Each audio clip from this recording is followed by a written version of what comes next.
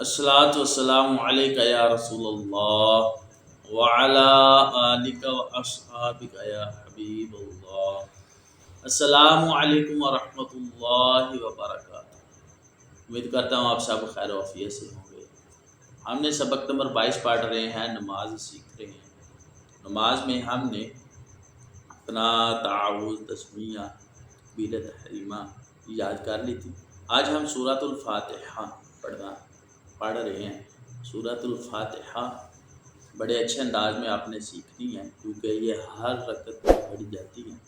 تو سورۃ الفاتحہ آئیے اس کا سٹارٹ کرتے ہیں، اس کو شروع کرتے ہیں۔ اعوذ باللہ من الشیطان الرجیم، بسم اللہ الرحمن الرحیم، الحمد للہ رب العالمین،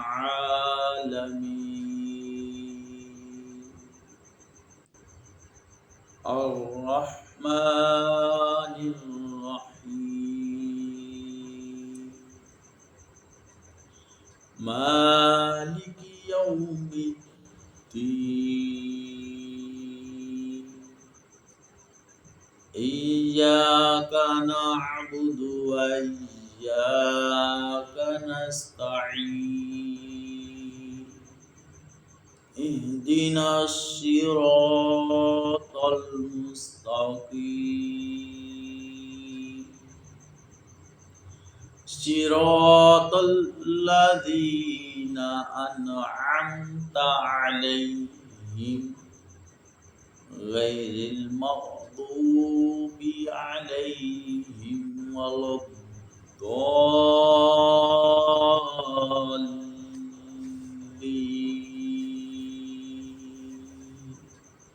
تو آج ہم نے سورۃ الفاتحہ کی تلاوت بھی کی اور اس کو اچھے انداز میں پڑھنے کی کوشش کی۔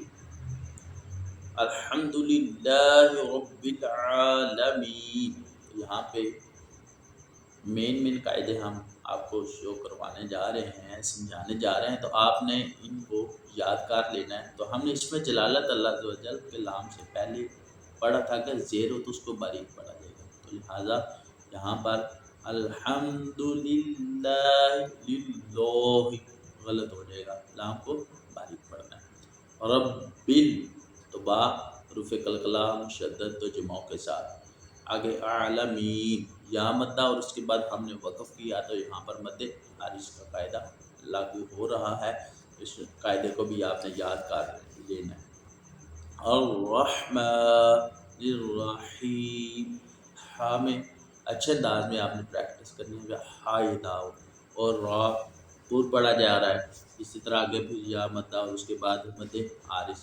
مالکی یوم الدین، مالکی نہیں ہے بلکہ کیا ہے، میم پہ کھڑا زبر ہے، اس کو آپ نے ایک الف کے برابر کھینچ کے پڑھنا ہے۔ مالکی یوم الدین، حروف قلقلہ مشدد جمع دال پہ ہو رہا ہے، اور آگے یا مدہ اور مد عارض کا قاعدہ لگ رہا ہے جب یہاں پہ وقف کرنی۔ ایاک نعبد و ایاک نستعین، اہدنا الصراط المستقیم، تو حروف مستعلی آپ دیکھ رہے ہیں صاد و قاف، تو اس میں آپ نے تا بھی ہے، تو اس کو آپ نے اچھے انداز میں یہ یاد کرنا ہے کہ حروف مستعلیہ کو آپ نے ہر حالت میں پور یعنی موٹا ہی پڑھنا ہے۔ صراط الذین، تو صاد پور، تا پور اور لام یہ والا باریک پڑھا جائے گا، کیونکہ آپ نے یہ قاعدہ پڑھا سیکھا کہ اس میں جلالت اللہ عز و جل کے لام کے علاوہ ہر لام جو ہے وہ باریک پڑھا جاتا ہے۔ اسی طرح آگے انعمت علیہم غیر المغضوب علیہم، تو یہاں پر ایک قاعدہ سمجھانے جا رہا ہوں کہ میم ساکن کے بعد حروف با اور میم کے علاوہ کوئی بھی حرف آ جائے، حرف با اور میم کے علاوہ، تو وہاں پر کیا ہوگا جی، اظہار شفوی ہوگا۔ تو علیہم میم کے بعد غین ہے، اسی طرح آگے میم کے بعد جو ہے واو ہے، تو یہ یہاں پر اظہار شفوی کا قاعدہ لگ رہا ہے۔ اور ولضالین، تو حروف مدہ کے بعد سکون اصلی آ رہا ہے، ضال दीन, तो लाम के ऊपर तशदीद आपको नज़र आ रही है तो ये सुकून असली की मिसाल है। तो ये मद लाजिम की मिसाल होगी, यहाँ पर मद लाजिम का कायदा लग रहा है। और आगे या मद्दा के बाद और आगे आहब आमीन भी लिखा हुआ है, तो इसको भी पढ़ा जाता है। आगे सूरह इखलास, अऊज़ु बिल्लाहि मिनश शैतानिर रजीम, बिस्मिल्लाहिर रहमानिर रहीम, कुल हुवल्लाहु अहद, अल्लाहुस समद,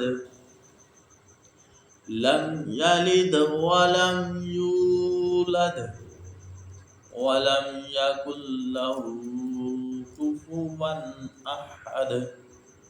आइए इसकी पहचान देख लेते हैं कि कौन सा कायदा कहाँ पे लग रहा है। तो सबसे पहले हरूफ मुस्तालिया कुल, इसमें आपने बिल्कुल अच्छे अंदाज में प्रैक्टिस करनी है कि हरूफ मुस्तालिया हिदाओ, क्योंकि यह कौफ है, काफ नहीं है। अगर काफ हो जाएगा तो इसका माना बिगड़ जाएगा, तो लिहाजा आपने इसको अच्छे अंदाज में याद करना है। हा और हा इसमें फ़र्क बिल्कुल करना है, अगर ना किया तो माना फासिद तो हो जाएगा और नमाज नहीं होगी। और आखिर पे जब हरूफ दाल है, हरूफ कलकला में से हैं, और जब हरूफ कलकला साकिन हो तो उनमें कलकला खूब जाहिर होगा। इसी अंदाज में अगर आपने इसको मिला कर पढ़ना है तो आपने कायदा पढ़ा है नून कुतनी का कि तनवीन के बाद हमजा वसली आ जाए तो वसल में हमजा वसली को गिराते हुए तनवीन के नून को ज़ेर देकर एक छोटा सा नून लिख दिया जाता है। यहाँ पर लिखा तो नहीं हुआ, लेकिन अगर आपने पढ़ना है तो ऐसे पढ़ना है, कुल हुवल्लाहु अहदुल अल्लाहुस समद, इस अंदाज में। और लम यलिद वलम यूलद, तो यहाँ पे भी आपने देखना है कि हरूफ मद्दा जिस जगह पे है वहाँ पर ही आपने खींच के पढ़ना है। और उसके अलावा हरूफ कलकला साकिन है, लम यलिद दाल है साकिन है, आगे लम यूलद तो दाल है साकिन है, इसमें कलकला खूब जाहिर होना चाहिए। आगे वालम यकुल्लहू, तो यहाँ पर लाम को खींच दिया, वालम यकुल्लाहू, तो इस तरह पढ़ा जाता है बाज़ का, तो ये लफ्ज़ गलत है। जाके लहू लाम के ऊपर हरकत है और हा के ऊपर खड़ा जब उल्टा पेश है, तो इसको हमने खींचना है, ना कि हरकत को। हरकत को खींच देते हैं, हरूफ खड़ी हरकत को खींचा ही नहीं जाता। ये बहुत बड़ी गलती है, इसका इजाला कर लें सारे, इसको ऐसे ही पढ़ा करें, वालम यकुल्लहू कुफुवन अहद। तो यहाँ पर पीछे लम यलिद वलम यूलद, मीम साकिन, उसके बाद बा और मीम के अलावा हरफ कोई भी होते इजहार शफ़ी, यहाँ पर इजहार शफ़ी का कायदा लग रहा है। और आगे लम यकुल्लहू, इसी तरह यहाँ पर मीम है इजहार शफ़ी का और नून साकिन है, उसके बाद लाम आ रहा है। तो नून साकिन के बाद हरूफ जार मालूम में से लाम आ जाए तो बगैर गुन्ना के हमने इदगाम जार मालूम करना है, यानी कि इदगाम का कायदा तो है लेकिन गुन्ना नहीं करना। अगर कुफुवन अहद, तो तनवीन है, तनवीन के बाद हम हरूफ हल्की में से हमजा आ रहा है, तो लिहाजा यहाँ पर इजहार का कायदा होगा, इसको इजहार हल्की की भी बोल दिया। तो आज हमने सूरह फातिहा और सूरह इखलास, और सूरह इखलास में आप ये तो याद करने के लिए है कि यहाँ पर आपने कोई भी सूरत अगर तीन आयात कम पढ़ ली तो आपकी क़िरात मुकम्मल हो जाएगी और आपने इसको याद कर लेना है। इसके अलावा भी बाकी 20-30 सूरतें याद कर लें ताकि आपकी नमाज हर रकत में आप अलग अलग सूरह पाक की तिलावत किया करें। तो हमें अपनी दुआओं के साथ इजाज़त दीजिए। वस्सलाम।